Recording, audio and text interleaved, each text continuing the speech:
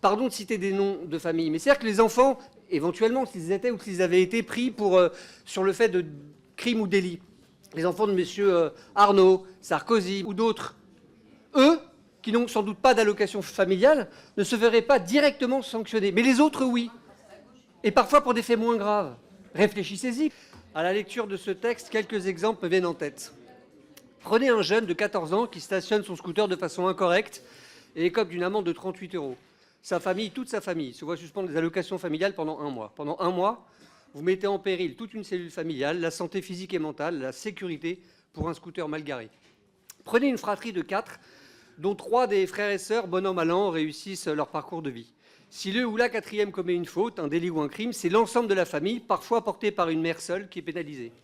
Est-ce que vous imaginez les conséquences radicales pour cette famille, pour des familles qui vont s'enfoncer encore un peu plus au détriment de toute la société?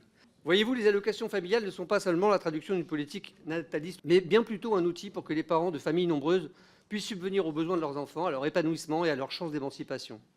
Aider les parents dans l'éducation de leurs enfants, ce à quoi aucun parent n'a jamais été préparé avant de le devenir, voilà une vraie ambition de service public et de politique sociale.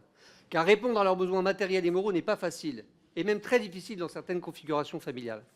Les professionnels de la justice des mineurs sont formels. Les solutions éducatives qui impliquent les enfants et les encadrants formés constituent la meilleure voie. Cette année, 500 postes ont été supprimés à la PJJ et le taux d'encadrement devient intenable. La seule chose que vous avez financée dans les budgets rabougris qui s'annoncent, c'est plus de solutions d'enfermement plutôt que des solutions d'éducation et de réparation. Vous vous égarez, nous tenons la boussole du principe du droit, de l'esprit de 1945, et nous nous opposerons à ce texte.